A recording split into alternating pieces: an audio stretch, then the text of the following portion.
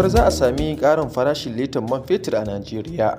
Ƙarin farashin ya biyo bayan tashin farashin ɗanyen mai a kasuwannin duniya, ciki har da kamfanin sayar da mai na Wani da ke ƙasar nan, wanda ya tashi zuwa dala 80 kan kowace ganga, wanda a makon da ya gabata aka yi siyan ganga akan dala 73. Rahotanni na nuna da cewa tuni a wasu wuraren dakon mai kamar irin su Swap Depot suka ƙara farashin lodin man fetur zuwa naira 950 kan kowace lita daga naira 907 kan kowace lita. Wurin dakon man fetur na Wasbop ma ta ƙara farashinta zuwa 950 daga naira 909 na kowace lita. Haka zalika tashar dakon mai ta Sahara ta ƙara farashinta zuwa 950 kan kowace lita daga naira 910, yayin da Selflux ta ƙara zuwa 960 kan kowace lita daga naira 908 kan kowace lita. Kan wannan batu ne ya samu ka ji ta bakin Amanar Layi Ahmad Muhammad, wanda masani ne kan abin da ya shafi makamashi da dangogin shi, ga abin da yake cewa.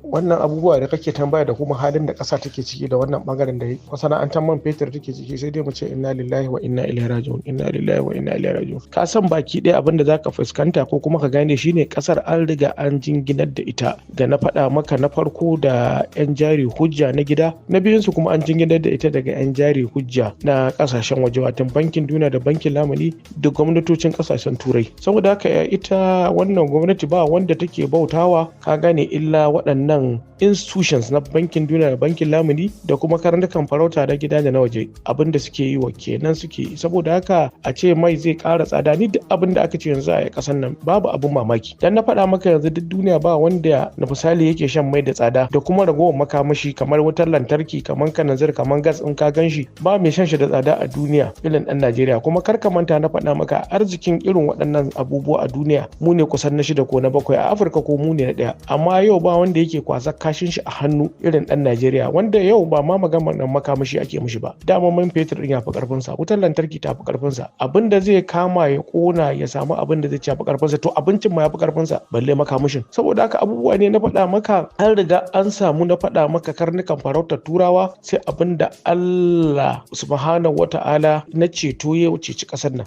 Kwamarar Salisu Gambo Digital dan gwagwarmaya ne kuma mai fashin baki akan al'amuran yau da kullum, yayi mana ƙarin haske kamar haka. A jiya Litinin muka waye gari da tashin farashin ɗanyen man fetur a kasuwar duniya. Kowa ya sani cewa Najeriya tana da cikin ƙasashe masu arzikin man fetur wanda suna da ƙungiya wacce ake ce da ita OPEC. A jiya suka fitar da sanarwa cewa sun ƙara kashi 4.74 a cikin 100 a cikin man da suke siyarwa duniya, wanda sakamakon cewa Rasha tana daga cikin ƙasashe manya da suke fitar da mai ga duniya, wanda ita ta rage yadda take fitar da mai, shi yasa man fetur ya ƙara kuɗi. Kowa ya sani cewa akwai gangan man fetur ake siyarwa a kasuwar duniya wanda ana sai da ita ne akan dala 73, amma sai gashi jiya ta koma kan dala 80, inda dala 7 ta ƙara akan kuɗin da ake tunani, wanda ita gwamnatin Najeriya a man da ta ce za ta rika fitarwa a wannan shekarar kusan ganga miliyan 2.6, wanda za ta rika ƙara samu duk ganga ɗaya kusan dala 7. Kaga kenan ita gwamnati yanzu kuɗin shigarta ya ƙara ƙaruwa, amma kuma idan har za a yi balansin to ya kamata a ce an samu sauki yadda gwamnati za ta samar da wannan man fetur din ba tare da 'yan ƙasa sun san cewa an ƙara kuɗin man fetur ko kuma kuɗin ɗanyen man fetur a kasuwar duniya ba. Ko mai masana tattalin arziki za su ce kan batun? Dr. Abdulnasir Turawa Yola masanin tattalin arziki ne da ke koyarwa a jami'ar tarayya da ke Dutsen jihar Jigawa, wanda ya ce samun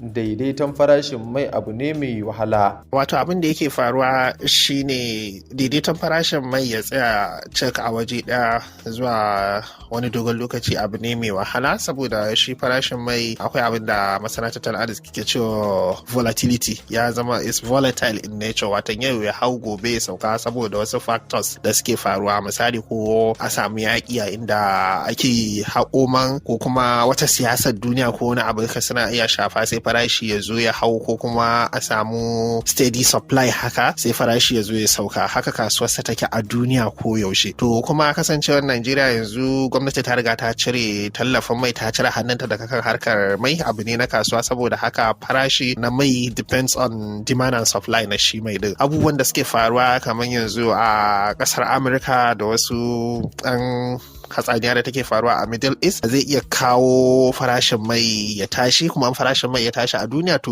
local price zai tashi, tunda ɗanyen mai da shi ake amfani a sarrafa a yi fetur, a kananzir, a diesel. To in farashin sa ya tashi a duniya, farashin sa a Najeriya zai shi ma zai tashi. Masana dai na ganin akwai dai buƙatar gwamnati ta yi ƙoƙari wajen ganin an sami tsayayyen farashi domin samun sauƙin al'amuran ƙasa.